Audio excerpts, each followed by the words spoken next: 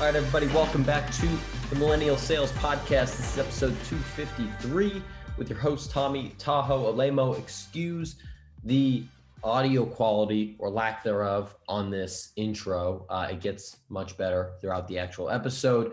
I'm on the road here at my mom's house in the great Midwestern state of Indiana, doing some work here, visiting some family, losing my voice at a wedding. So hopefully you can excuse that. Got a great episode today. Brought two former guests back on together. It's not every day that we have a three-person episode. So we got Gabrielle GB Blackwell, Sales Development Manager at Gong, as well as Alexine Mudawar, who just landed her new role over at Alice, Chief Resident of Closing Big Deals. They co-founded the Women in Sales Club earlier this year, which has been mostly a clubhouse community that gets together every Saturday. It's expanding into more and more things, as you'll see from this episode. So I want to get them both back on the show to talk about, Gabrielle talked about her background in episode 202. Alexine talked about her background in episode 227. So this is talking about, not really them as individuals, but more so about the Women in Sales Club. It is talking a little bit about some of their tips and tricks and tactics to both running a sales team for GB, for closing big deals for Alexine.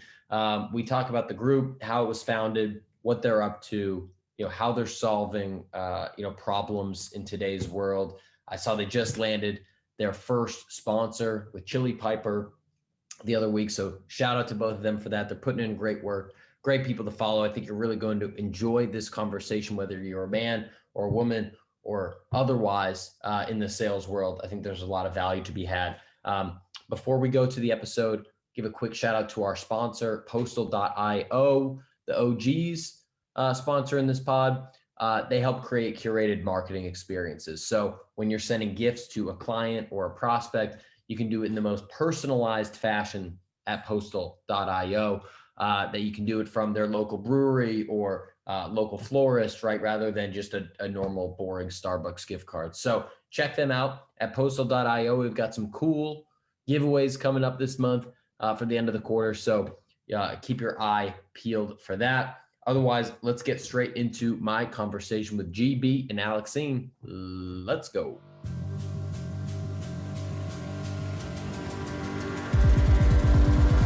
All right. GB, Alexine, welcome back to the Millennial Sales Podcast. What's happening? Not too much. What's going on with you? Just living the dream out here in San Francisco. Just closed a deal about 35 minutes ago that we didn't think would ever come in. Been forecasting it for a good, it feels like a year and a half. So that's a good feeling. So I'm coming into this conversation in a good spot. Nice. How about you? Love it. We're feeling good. We just got off some calls together. We have all these ideas we're starting to crank through for the Women in Sales Club. So I'm feeling good. I'm feeling optimistic and positive, and I'm awaiting some of those emails too, Tom. So best of luck to you on that. Well, I think this is the first time I've had a one-on-two situation on this podcast in almost 250 episodes at this point. So feeling a little bit of a fish out of water here. I'll try to keep things balanced. I'd love to start off, first of all, if anyone hasn't listened to the first episode of both of you individually on this show, they'll get a lot of background on each of you and your stories. But I'd love to hear the Women in Sales Club networking community story, and how you two kind of got linked up and why you came up with that idea as kind of like the origin story. All right, cool. So I'll take this one. There was a few weeks ago, or maybe a couple months ago, I had pinged Alexine or texted her, and I was just like, what I really think is cool about us, or at least what I see about this dynamics relationship that we have is it just seems like it's based on a foundation of really respecting each other. And how I can recall really getting to know about Alexine was we had been on a series of like webinars and conversations and panels. So we were always part of like a group where people were having a conversation. So I got to know about her perspective and the way that she approached sales, the way she approached being a woman in the sales profession. And I think like for me anyways, I developed this like, oh, like that's really interesting. And I agree. And like, wow. So there was that initial kind of respect and admiration from a distance. And then we also had been on Marcus Cauchy's The Inquisitor podcast. So she had gone on before I did. And when I did my episode, Marcus was like, you need to know Alexine. So like there was all these kind of things that were happening at the very beginning. And I don't know how we got each other's number. I don't remember that, but I remember we were both in the same room on Clubhouse one day. And I think Alexine was trying to figure something out. And so like we were just texting back and forth. I had been on Clubhouse for all of 2 weeks longer than she did, or she had been. And so I was just kind of coaching her through what things meant and how to look at things. And she's like, I want to create a club. And so like I was like coaching her through kind of like, all right, here's what I'm finding, is this working for you?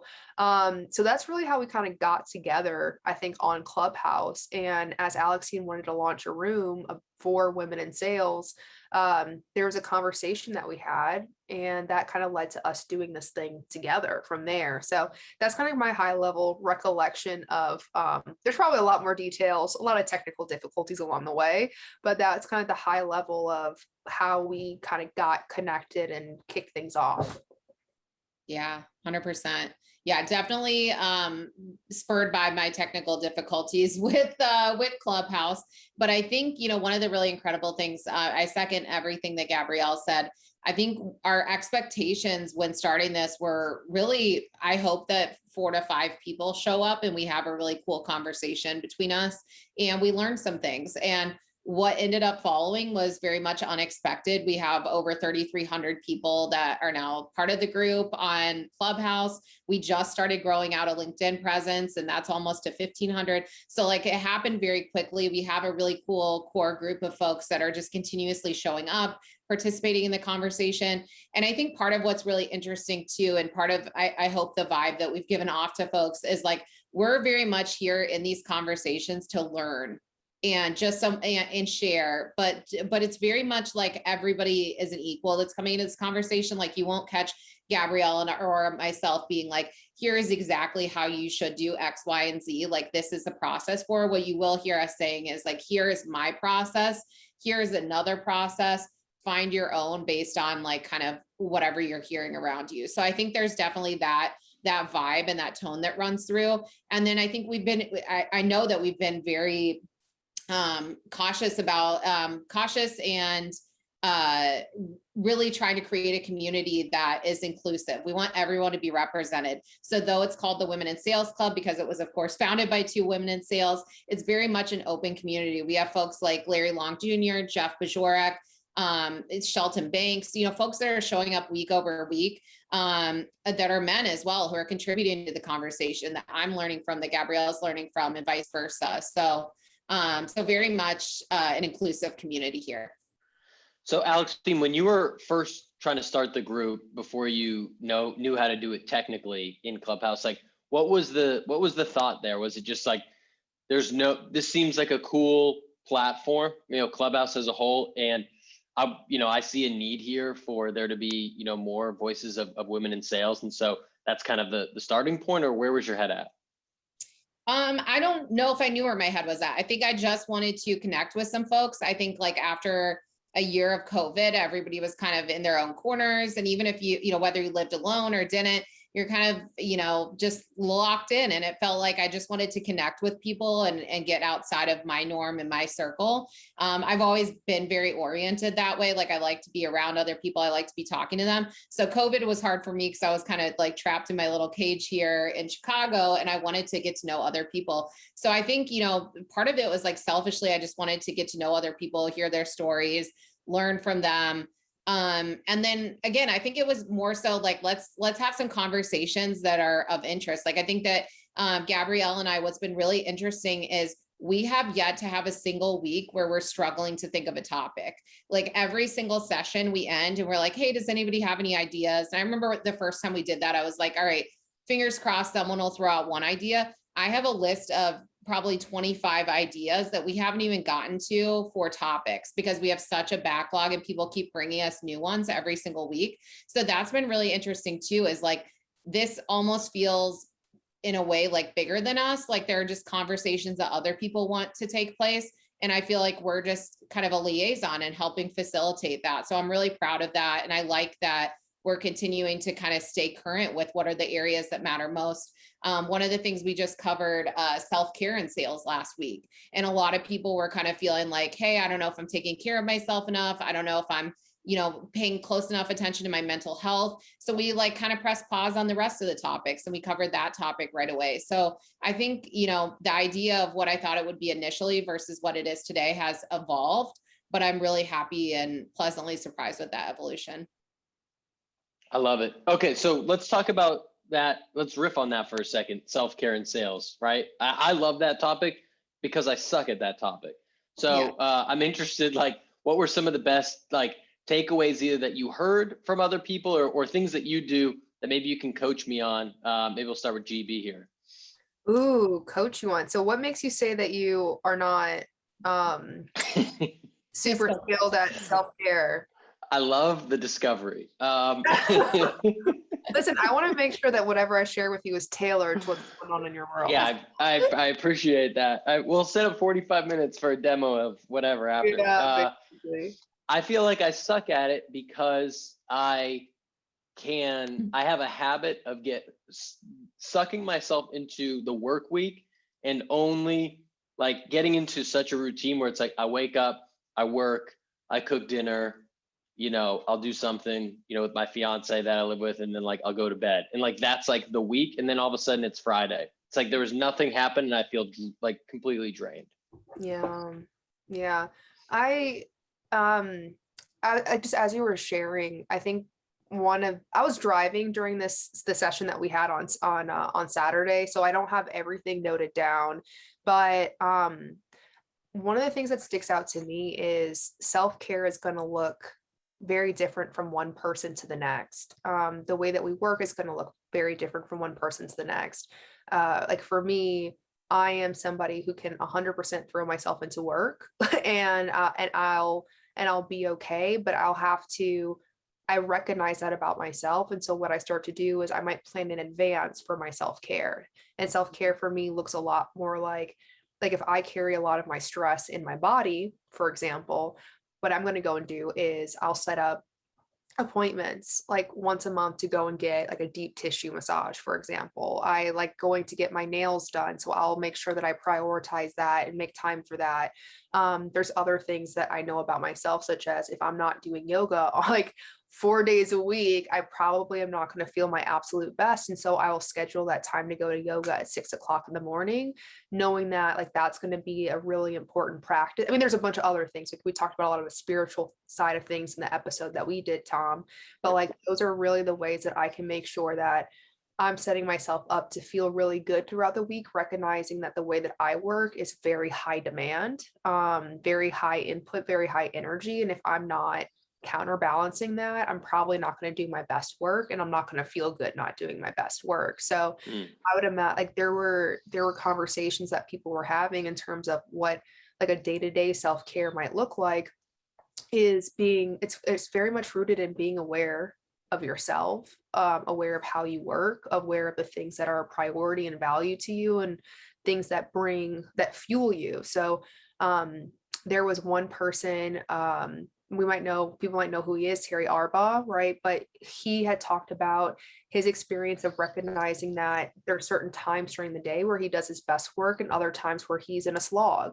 So like from 1 p.m. to 3 p.m., he's like somewhere else. So he's like, I'm not going to schedule customer meetings. I'm not going to schedule one-on-ones during that time.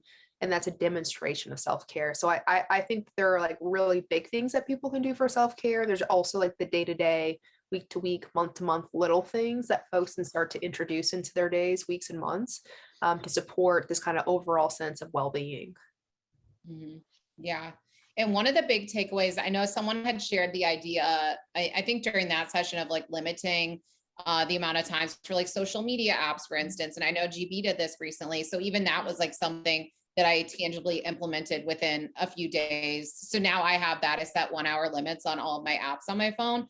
And that's been incredible. Like I remember the day that I started that, all of a sudden it felt like I had 5-6 more hours in the day, which technically I did because I wasn't on these apps anymore. But those are the types of things, like I hear about these strategies other people are implementing. I hear, and it's not just like self-care, it could be prospecting. We've done sessions on like cold calling. We've done sessions on pretty much everything at this point.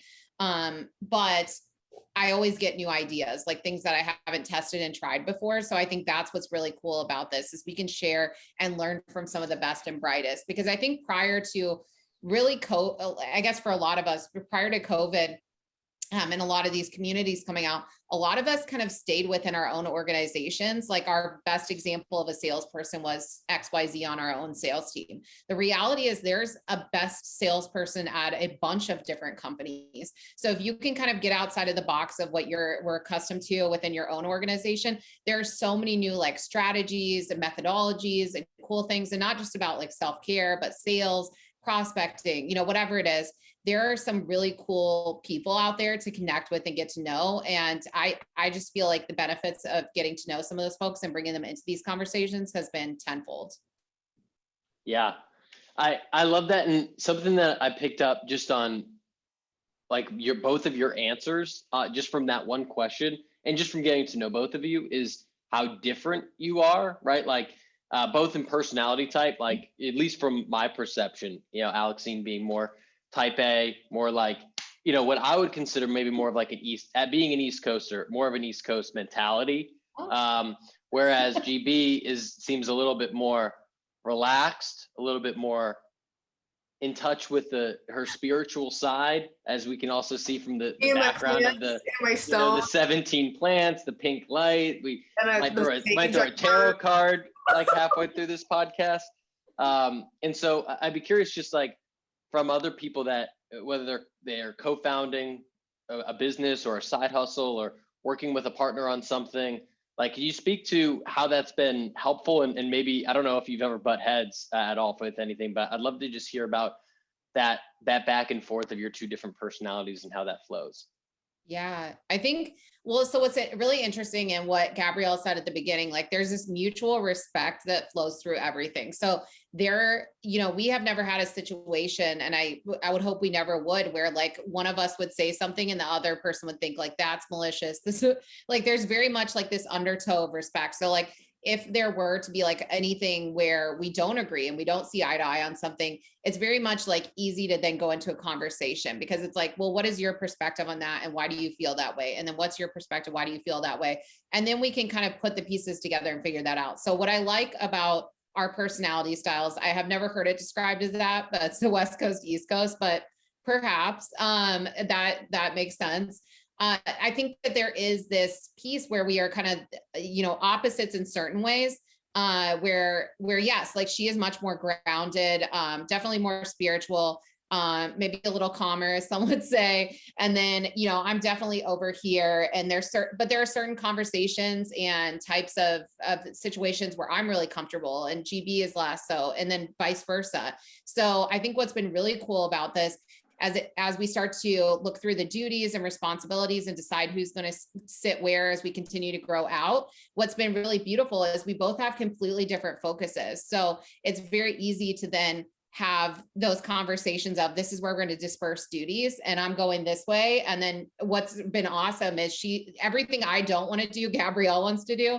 And then vice versa, for everything that she doesn't want to do, I want to do. So I think if you can kind of, for me, I think one of the biggest lessons, and this isn't just for like business partnerships, I think this is also for like life relationships, is looking for that person that is kind of in many times opposite of you. Because for a long time, whether it be in work, in relationships, whatever, I always kind of sought out the person that was just like me. So it was like type A energy coming at type A energy, and it was very conflicting.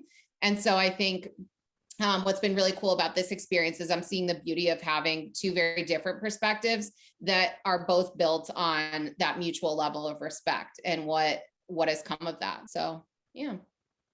Yeah, I was gonna say, I think there's the first session that we had for women in sales was like, Alexine's like, hey, I would love for us to do a session on what it's like to be the only woman on the sales floor. And I think this is kind of like what starts an opportunity for us to go, there's different points of view. And while like I can't identify with being the only woman on a sales floor, like my first sales job, 6 months into the role, there were 5 women like who were SDRs, and it was just women on the team. So like I came into sales on an all woman sales team. I can't identify with the experience of being the only Black person or the only Black woman on the floor. So it's like, okay, like there are a lot of, even though the situation isn't exactly the same, I think a lot of the kind of energetic signatures are very similar.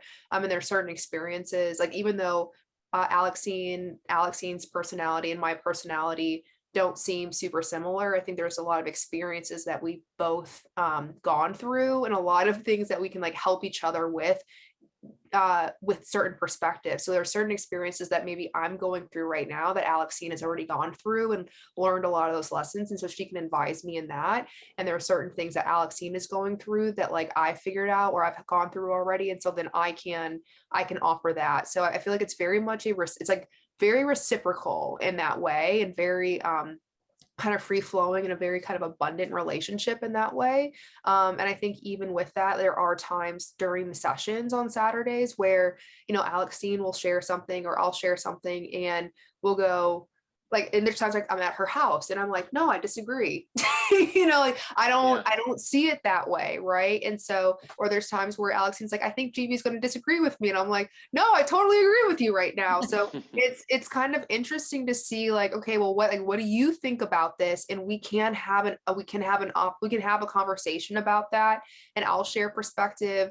And Alexine will share a perspective, as I mentioned, that we both never really thought of. And we can go, wow, we can hold space for our experience.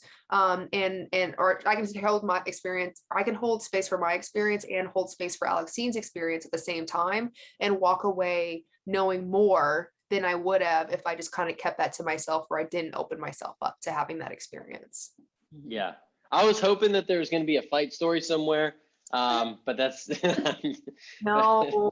Over food, like when we have to decide what food. Yeah. I feel like we never fight. We're like Thai food and boba. Like, do you want I guess. like Thai food? Yeah. No, I think the only time it wasn't a fight. It's more like, at one point in time, I kind of held women in sales hostage for a day because there was just some work that had to get done, and I was like, Alexine, if this work doesn't get done, we're not doing anything women in sales related. So like, and then we got it done. But so it wasn't a fight. It was just more like I think, I don't know. I like to think of it as, hey, we respect each other, we care about each other, and so we'll also I don't want to say like hold each other accountable, like we always something to each other, but we're also going to say, hey, it seems like these are the things that you want to do, they're the things that we want to do, here's what might be getting in the way, and so like let's not ignore this. So I think it's very much like a really solid partnership in that way. Mm-hmm. So I'm curious, you talked about Alexine earlier, just some of the numbers that you have in the Clubhouse group that's growing on LinkedIn. I think as of right now, unless I'm way off, like I think it's a Saturday, kind of standing time that you have these on Clubhouse every week.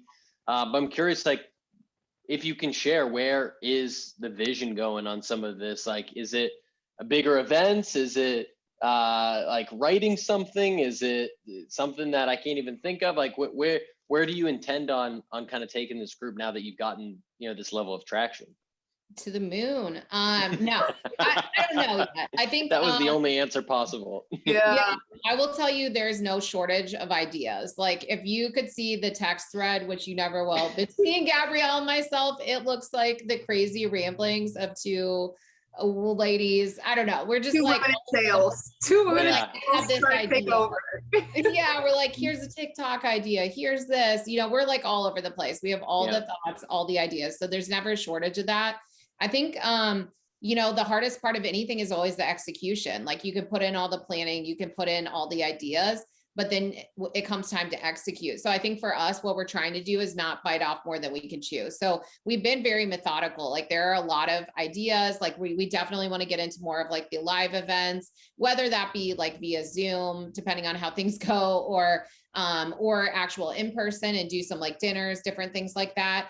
I think we have a ton of ideas there. I definitely think the content piece, like stay tuned. We have ideas for that too, because, you know, we've both been doing a lot of our own written content off to the side. And so it would be really great to like bring our thoughts somewhere. And I also think even just kind of bringing back together some of what we learned from these experiences within our Saturday session. And it doesn't have to be like, you know, XYZ said this and shared this vulnerable experience. However, it could be like, here are some key takeaways. Here's what the conversation revolved around. So I do think there's like broader learnings like that we can bring back for the greater good of people. But I think there's a lot of ideas, and I think there's just so much opportunity at hand.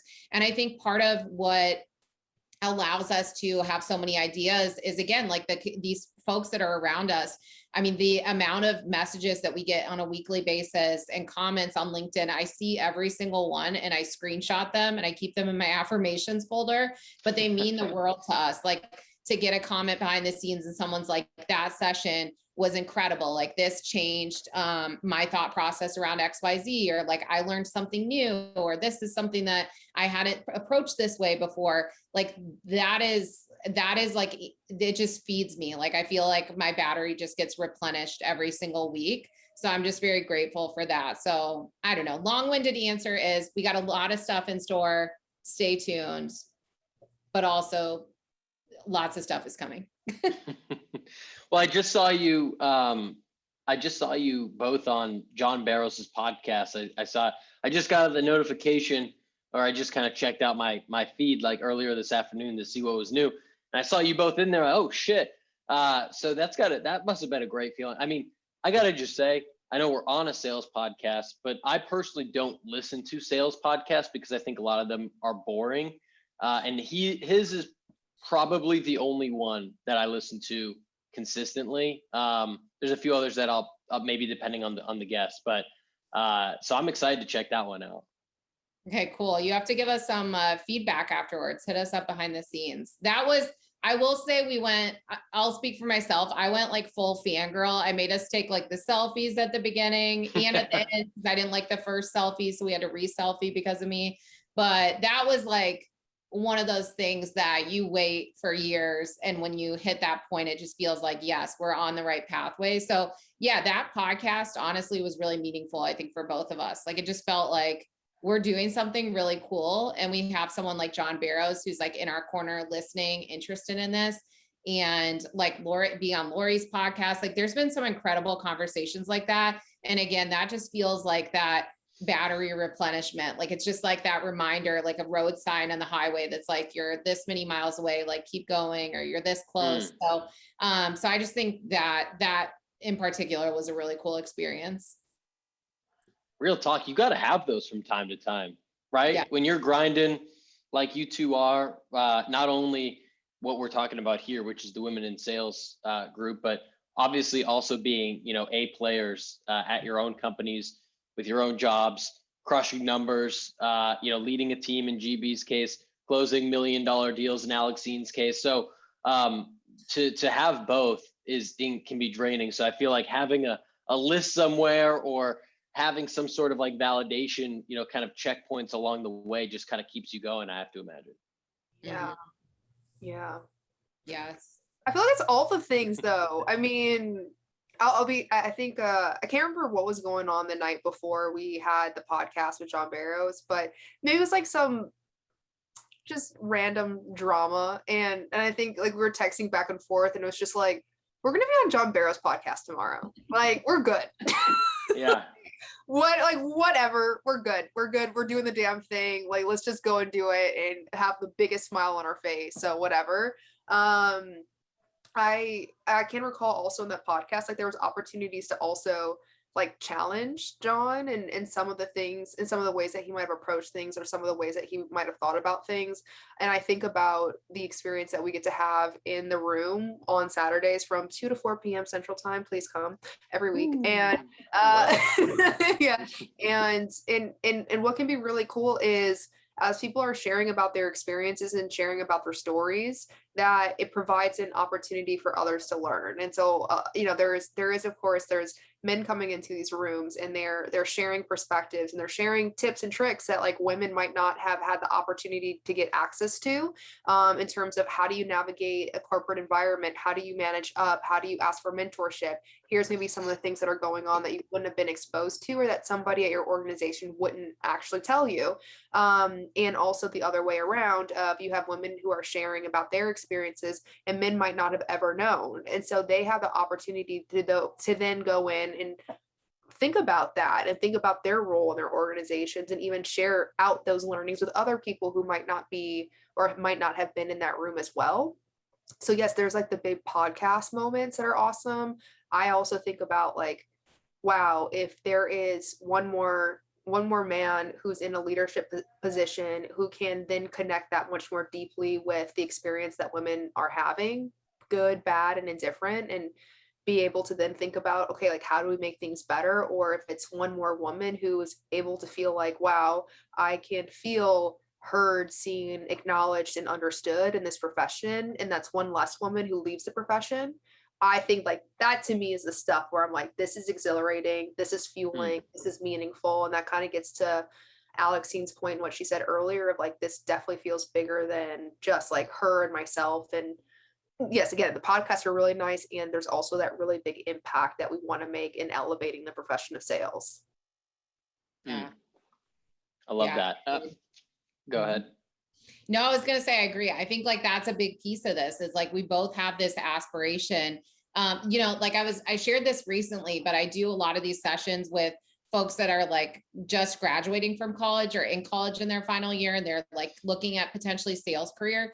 And the very first question, regardless of gender, is always like, how do you get over being like embarrassed about being in sales, or people thinking it's gross? And I'm like, oh my God, what? Like, is that still the perception? I don't feel that way. And so like, for me, if that's the thought just coming out of college before you're even in this industry, like we still have work to do way before we even like start in these roles. So I think for me, like I see the work, I see that it's there. I think that we can have an impact on that.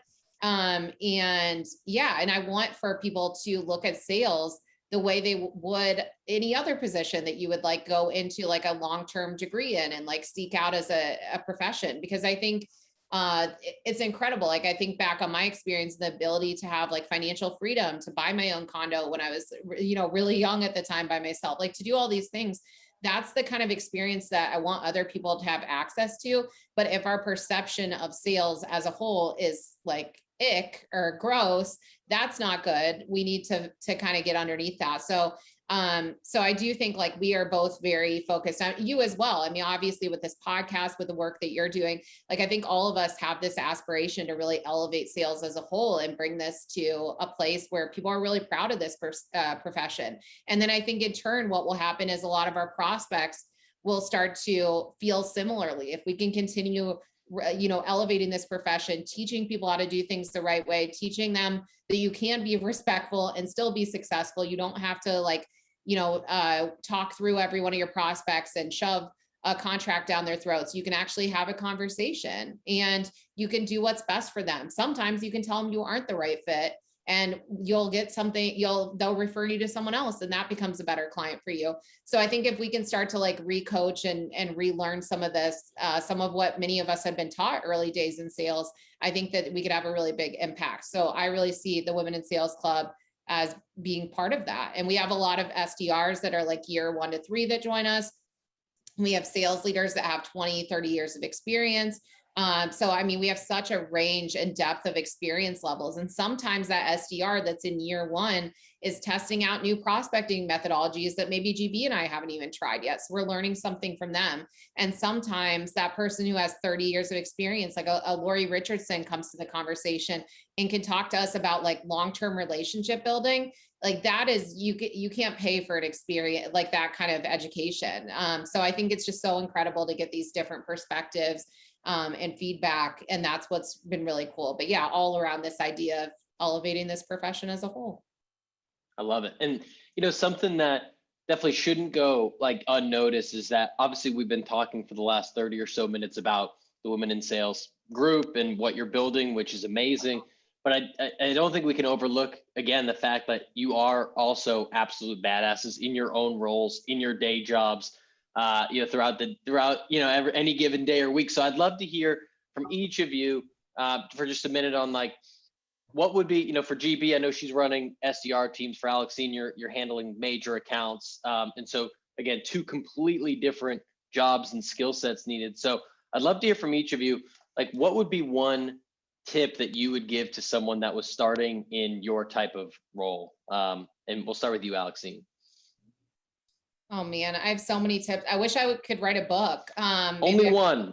Maybe. Okay, I'm gonna pick one. Chapter one. Chapter one. Here we go.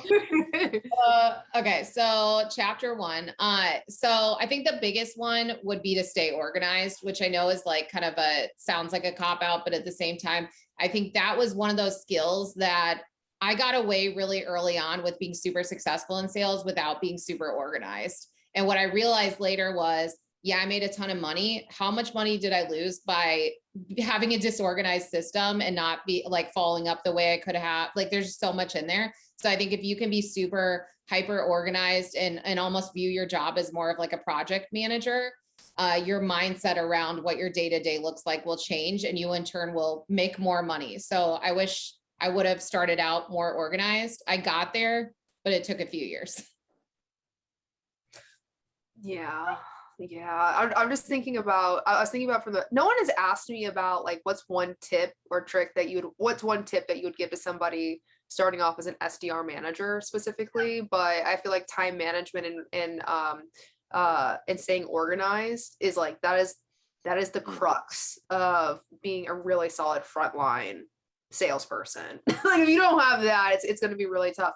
But from a manager perspective, I mean, I think as a first time manager, the biggest challenge is overcoming this thought that you have to be perfect and that you had to have everything figured out. I think I think there is a lot of expectations that are put on to managers and leaders. Like, oh, you're the leader, you're the manager, you must know everything. And it's like, no. No, I don't. I don't know a lot of things. And so when I first stepped into a manager position, and I stepped in, I was a manager at 26, and I had only been in sales for about a year and a half at that moment.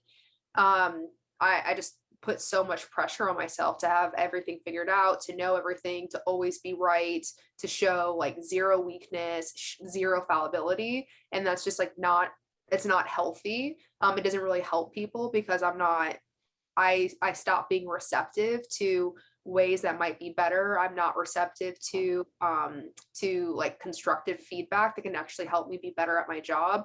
I might be missing a lot of opportunities to connect more deeply with the people on my team. And with that, like getting to know them more, especially their why, especially their motivation, and how can I then adjust or attune how I manage to them. So I think the biggest piece is just almost like, just be totally okay not knowing, be super receptive, be very, very humble, and recognize that you're just on a learning journey that I don't think ever stop. I mean, it's never going to stop in any position that you're in. And I just think the learning journey potentially within a management or a leadership role, it's just a lot like so much of a longer journey, it seems like, than potentially in a frontline role, because there's so many things. And so many people, so many personalities. Good Lord. I believe it. Like every time you add in a new person, it's like, oh wow, there's a totally different culture. Got it. Yeah. Okay. Totally. All right, I want to close this out with a few rapid fires that each of you have to answer. And so we'll ask a handful of questions here. And we'll just go quick. GB, you answer first, then we'll go to Alexine because GB is to my left. And so that just works for me in the way that my mind works. All right, so book, either one book that has greatly impacted your life or something that you're reading right now. I'm reading Radical Candor right now. It's amazing. I would highly recommend. It's all about how can you care personally for the people that you lead and manage, but also how can you challenge them to get better. So just how to find, I wouldn't even call that balance, but very much about getting feedback and giving feedback in a very constructive way. So that one has been game changing for me recently.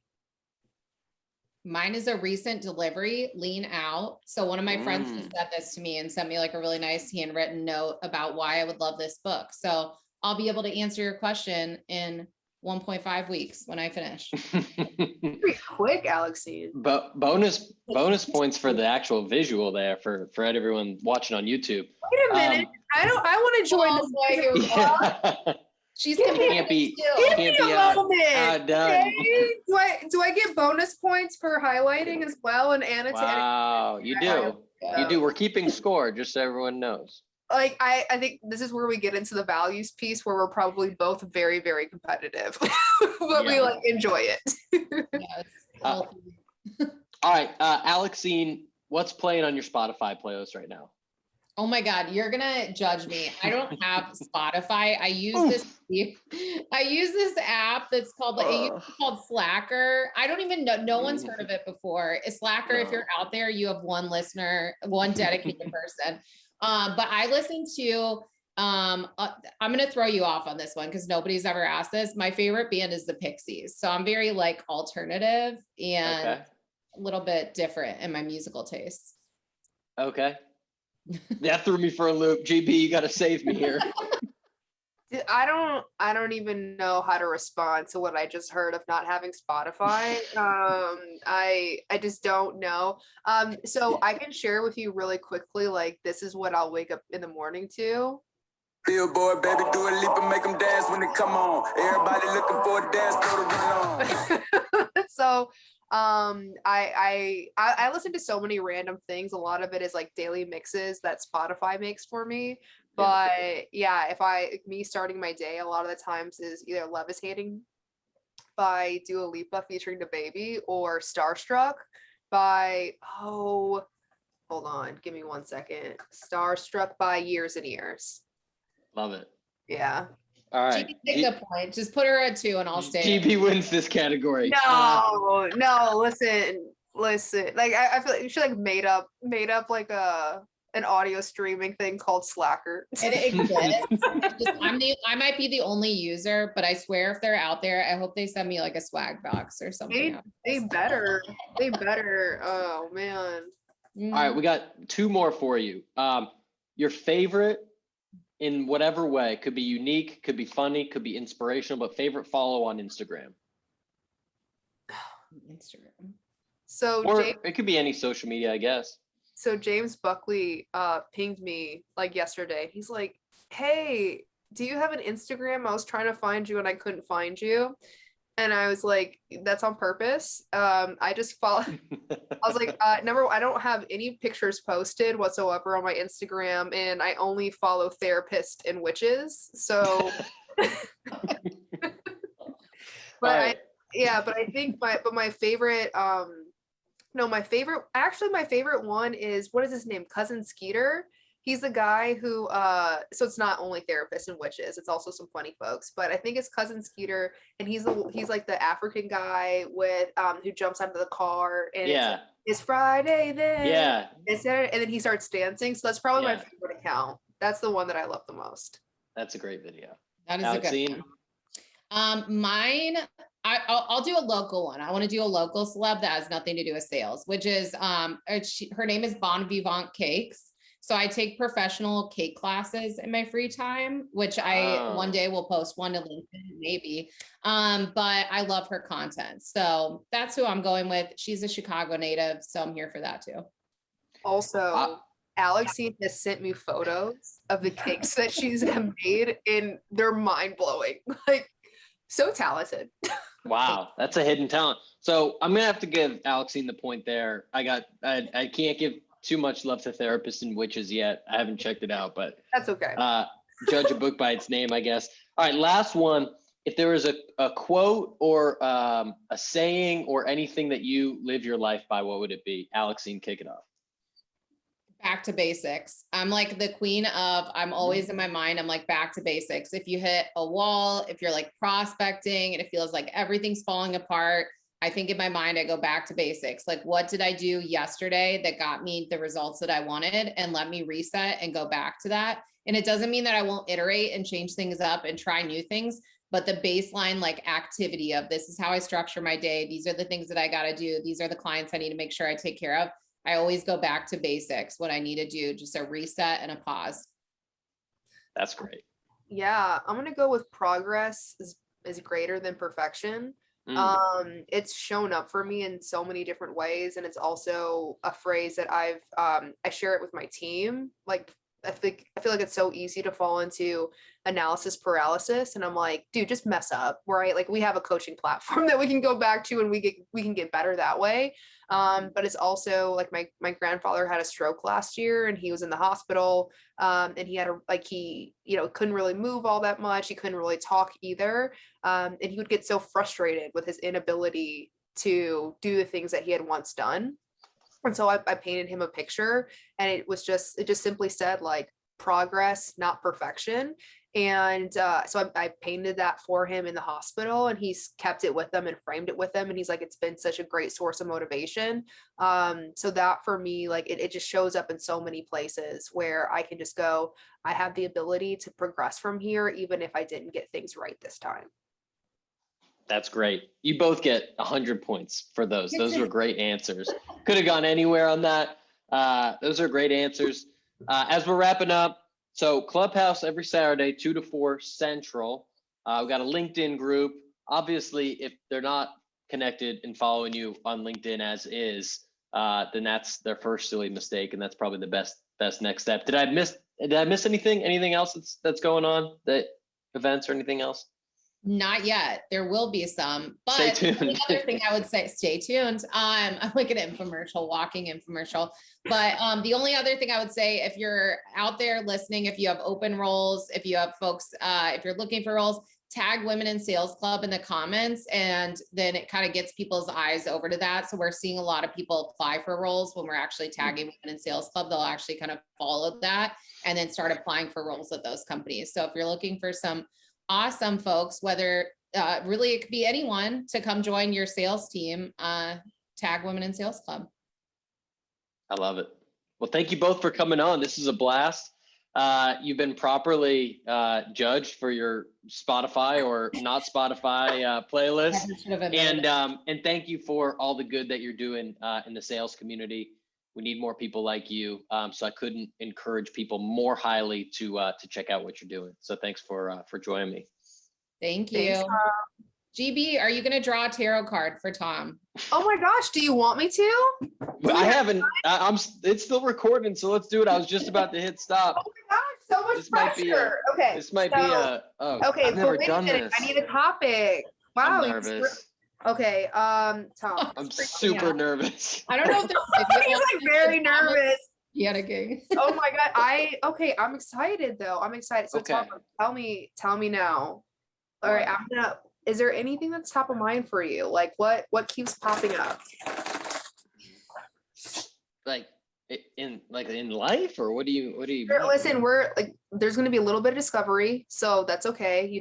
This is coming, but let's start talking. Like, self-care got brought up today, right? Feeling drains, closing deals. Yep. What's on your heart?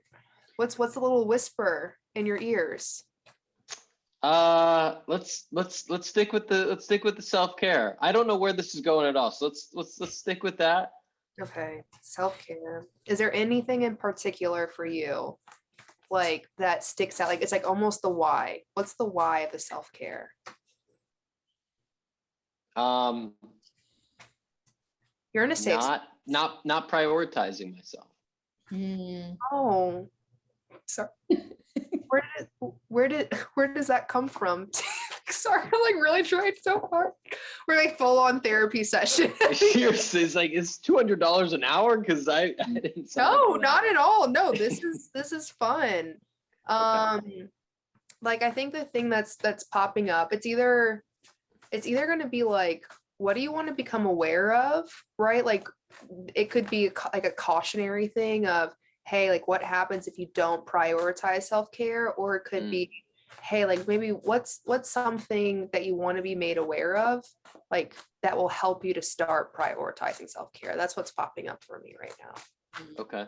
So where do you want to go with this? I want to do the second one that you said. Okay. This is awesome. Okay. Yeah. I'm so nervous.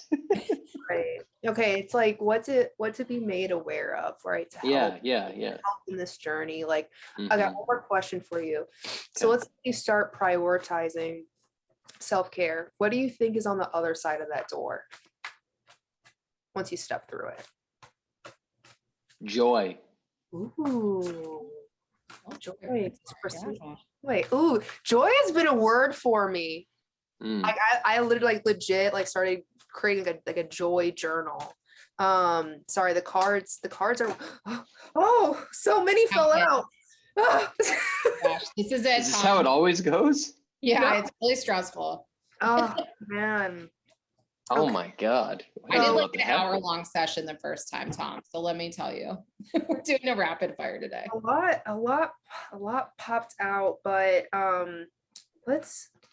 I think there's cups, there's wands, there's the hermit, there's so many things, but like there were two cards that landed in my lap. Mhm. And so give me 1 second as I get myself organized just a little bit.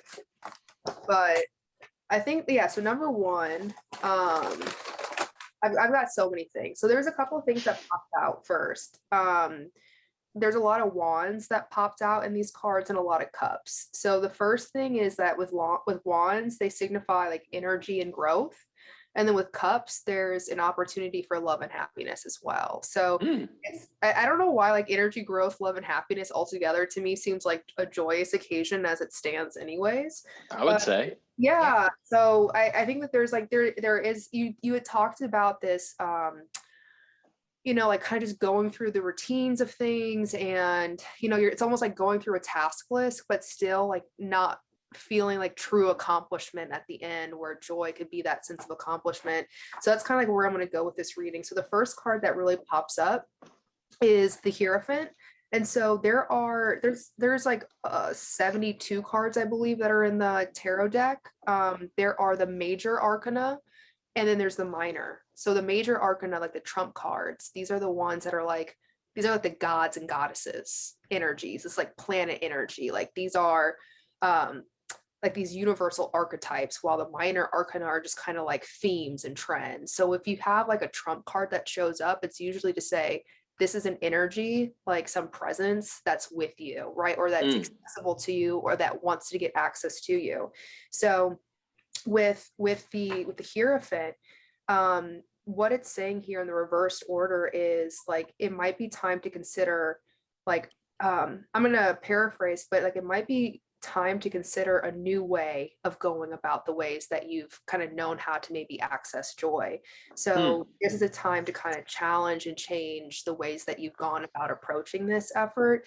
And it also is encouraging you to think through, like, what are the consequences if you don't do this? Like if you continue to run through the task list, if you continue just to go through your routines and you continue to have that drained feeling, like what are the potential consequences of that? And that might be something that you've already experienced in the past. It might be something that somebody that you know has experienced in the past. And so just to take stock of that, remember that as well.